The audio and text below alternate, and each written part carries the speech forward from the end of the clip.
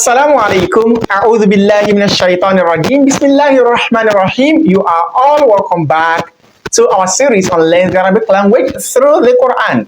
But today, before we continue, I would like to give some soft test to you to know if you have been following and you actually understood what we've been teaching all these days.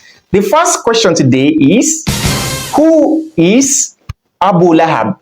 What is his name, his real name, and what is his relationship to the Prophet Sallallahu Alaihi Wasallam? The second question goes thus: who is the wife of Abu Lahab? What is her real name and her nickname? Now we are moving on to the very final verse of this Surah, Suratul Masad, which is Fi Jidiha Habilum Min Masad. If you have not been following this series, here is the playlist. You can click on the link to watch all of the previous videos on this series. And as usual, we shall be learning some basic Arabic speaking, some basic Arabic phrases, and also how to use some of the words in this verse. The verse we have in front of us here today is Fi Jidiha Habilum Min Masad.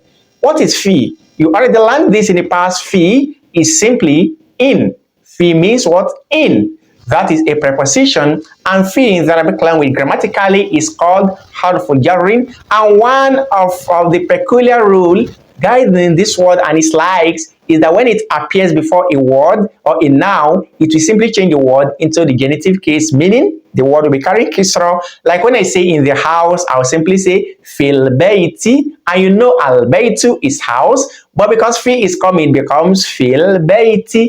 The same way when you say fil kitabi, in the book, fil masjidi, in the mosque. So fi in this verse, in.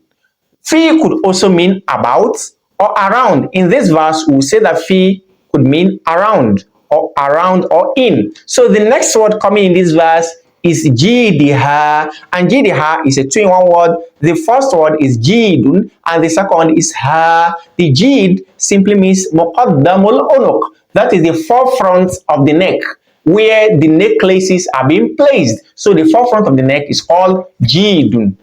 So, and the ha there is domiru muttasil, that is, or domiru al-ghaiba, that is the third person feminine pronoun, and it is called domiru muttasil, an attached pronoun. This same pronoun is the pronoun we have seen previously in the previous verse where we have mra'atuhu, that is for the masculine. So ha here is for the feminine. So when we have jidiha, it means her neck or her foreneck, that is the front of the neck.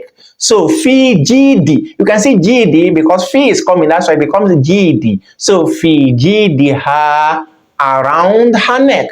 The neck of who? The neck of the wife of Abu Lahab. Because in the previous verse we read wamra'atuhu hammalat al-hatab, and his wife the carrier of firewood. So Allah subhanahu wa ta'ala is saying her own portion of the punishment, that fi jidha, on the day of judgment, around her neck, hablun. Hablun simply means a rope. That's what Allah subhanahu wa ta'ala says, wa'atasimu bihablillahi jami'an wa la tafarraqu. Hold on to the rope of Allah, all of you, and do not dissipate, do not scatter. So hablun means a rope. So hablun fi hablun, a rope. So around her neck there is going to be a rope. Allahu Akbar. On the day of judgment inside the hell, the wife of Abu Lahab will have a rope tied around her neck, and this rope is not an ordinary rope, min masad. So min here is like the fi. Min means from, and min is also a harful jar, that is a preposition which changes the noun coming after it into the genitive case, and the noun will be carrying kisra, min. So min means what? From. Just like I can say min baitin, from a house, min kitabin, from a book, min masjidin, from a mosque. So min al-ala, from the up, ila sufla, down. So now means what? From. So min, from, masad. So what is masad? Masad simply means palm fiber. Allahu Akbar. It means what? Fiber. So Allah is saying that fi jidha habilun min masad, around her neck will be a rope from palm fiber. Allah Akbar. This is going to be a punishment for her, and this rope will be a very hot rope. that will be torturing her. We ask Allah subhanahu wa ta'ala to save us from the lack of this punishment and all punishments entirely. So this is the wife of Abu Lahab. Allah subhanahu wa ta'ala has described her punishment here. Now, to answer the question we put forward to you at the beginning of this episode, we said, who is Abu Lahab? Abu Lahab is simply one of the uncles of the Prophet sallallahu alaihi wasallam, who was so treacherous and so wicked to the Prophet sallallahu alaihi wasallam. Recall that when the Prophet sallallahu invited his household to Islam, he stood up and said, "Alihada jama'atana, ya Muhammad, alihada jama'atana, O Muhammad, is it for this reason you gathered us?" He said, "Tabban laka ya Muhammad, may you be perished, O Muhammad." Then Allah subhanahu wa ta'ala, because of this, revealed in this surah that Tabbat yada Abi Lahabin wa tab. May the two hands of Abu Lahab perish, and may he perish. Now, as for his real name, he's called Abdul Uzza bin Abdul Muttalib. Abdul Uzza is his real name, and he is called Abu Lahab because of the glittering, because of the glittering of his face. His face was very shiny. That's why he was called Abu Lahab.